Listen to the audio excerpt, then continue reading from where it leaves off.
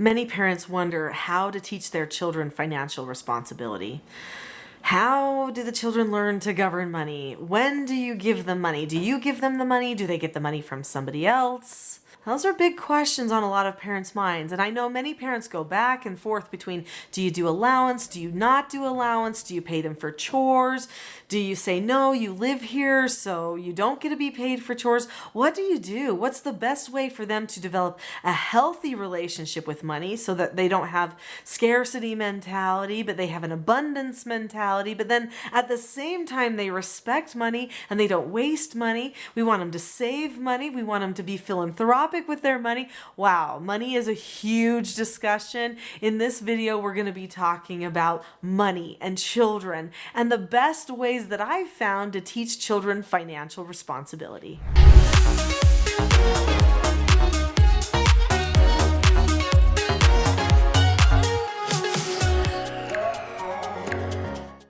At what age did you start buying your own clothes? I know I was supposed to start buying my own clothes when I was 12, but for some reason I still kept manipulating my mom a little bit so that she kept buying them here and there. I think she felt bad for me, or maybe she just really wanted me to look cute or something like that. And so for some reason I didn't always buy my own clothes starting at age 12, but I was supposed to. And honestly, I think there's wisdom in that.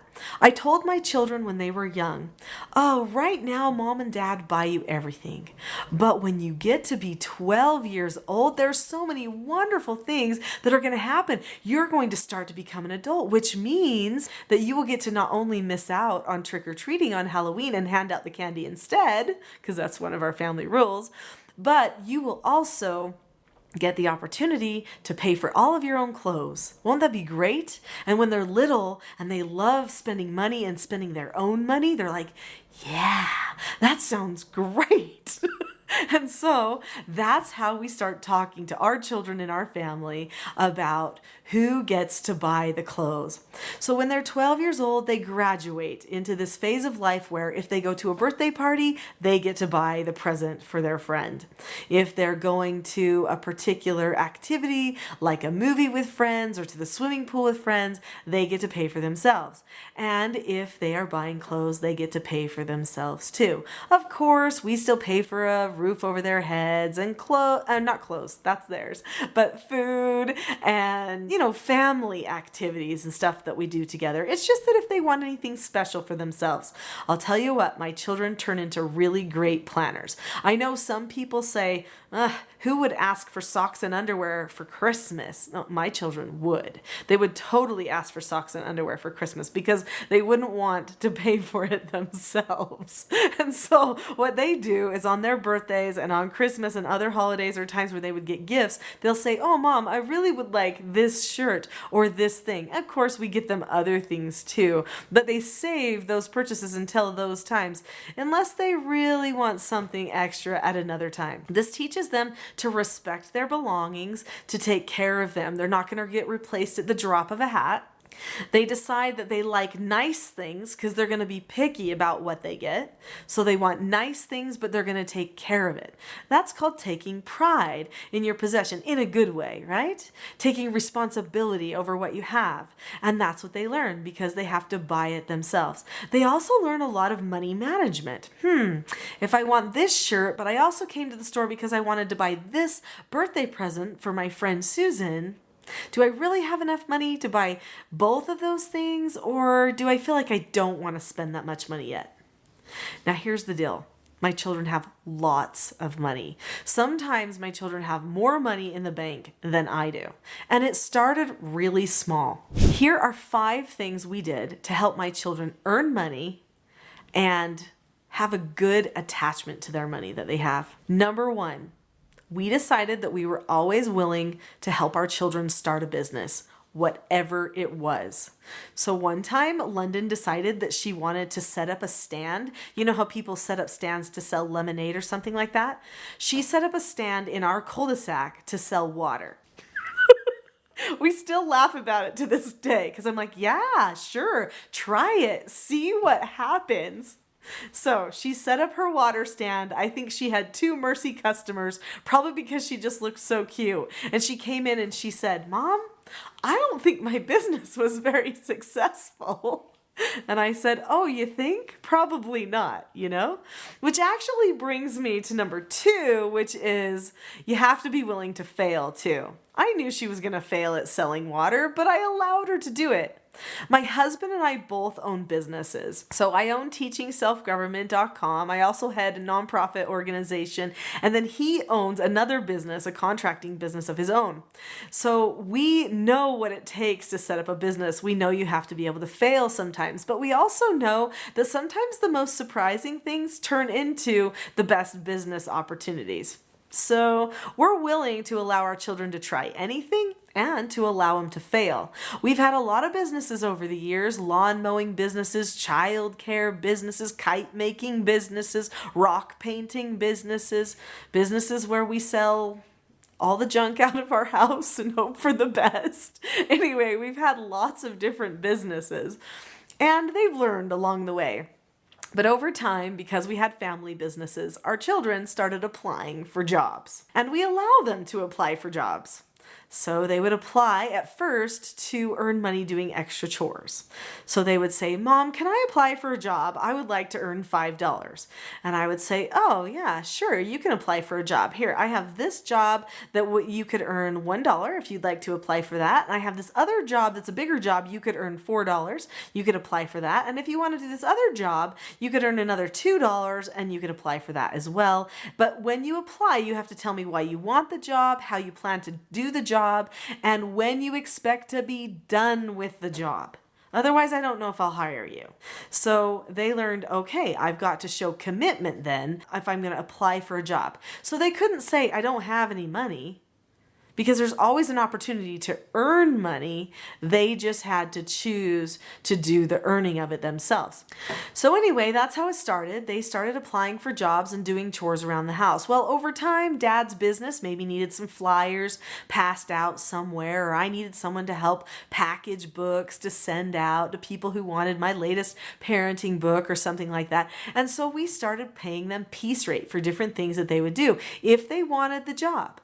So at first, my children all earned 10 cents every time they put a book into a shipping box to send out to other people. 10 cents. But they thought it was awesome. They're like, Mom, in 10 books, I get $1. They were so amazed by that. They thought it was incredible. So let them earn money. Help them figure out ways. Just because you don't have a ton of money doesn't mean that they shouldn't get the opportunity to try to figure out how to earn some, either from you or from other people in your community. The third way to teach your children to be financially successful is to teach them how to work hard. I've always worked with my children. Every day we have family work time together. They also have their own chores that they do together.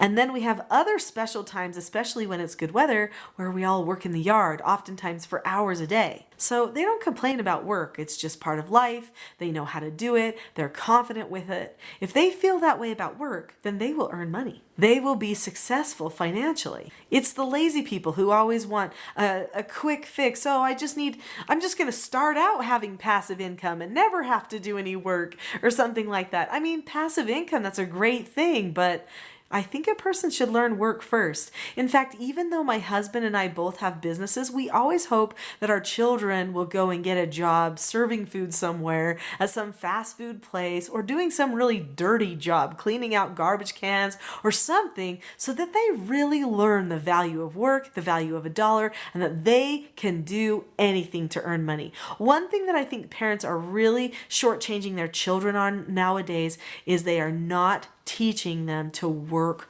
hard. They're not giving them the nudge to go get that job at the McDonald's or at the dog groomer. I groomed dogs in summer when I was in high school, scrubbing dogs. I was the washer. I didn't get to do the fun part. I just washed dogs. They'd bite me. They'd shake their dog water on me. The whole day long, I washed dogs. That's dirty business. But I did it, and I earned like $1 a dog for this grooming place. Worth it, because I learned how to work. And that's what our children need. Number 4 and number 5 have to do with saving. So first, number 4, save half. There was a book that my father had me read when I was a young girl called The Richest Man in Babylon. And he said, I wish I would have followed this book earlier. He said, I'm not the richest parent, but there's no reason that you can't be.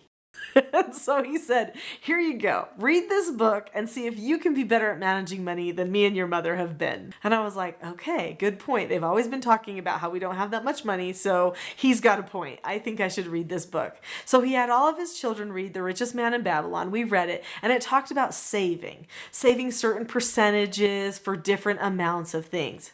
It mentioned saving 10% to a savings account. And when I talked to my dad about the savings program mentioned in The Richest Man in Babylon, he said, Nicholeen, you don't have any expenses in your life. You don't have to budget your money out like it says in that book. I would highly recommend saving half your money right now, not just 10%. Save half, then you'll have some money to do something with. In fact, you should always try to save half. Then you'll make sure you make more. And I was like, good idea, Dad.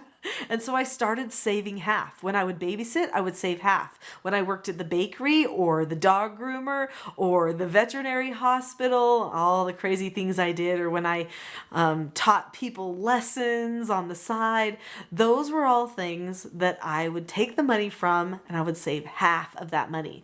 By the time I was 18 years old, I bought my own car, because I had saved half. I paid for my own college. I paid for everything myself because I saved half. Now, another saving tip that I learned in The Richest Man in Babylon is you save 10% for charitable contribution.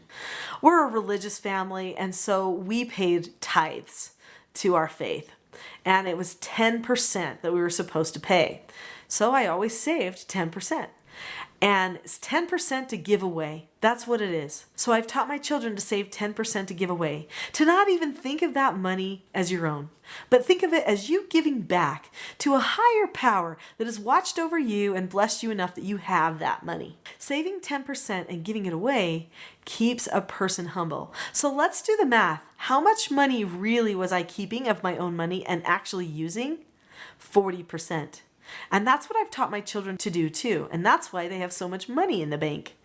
They are calculating, I wonder how many months I need to work before I can fully pay for another year of college, or before I can buy this car, or whatever it is. They're frugal, they're smart, but when they need to spend, they spend without blinking an eye, because they've got the money there, they know the skills, they can make the purchases with a free feeling inside. There are so many life skills that we can teach our children. Financial responsibility is just one of those life skills. What about social skills? There is a great video you'll want to watch next called How to Teach Appropriate Social Skills.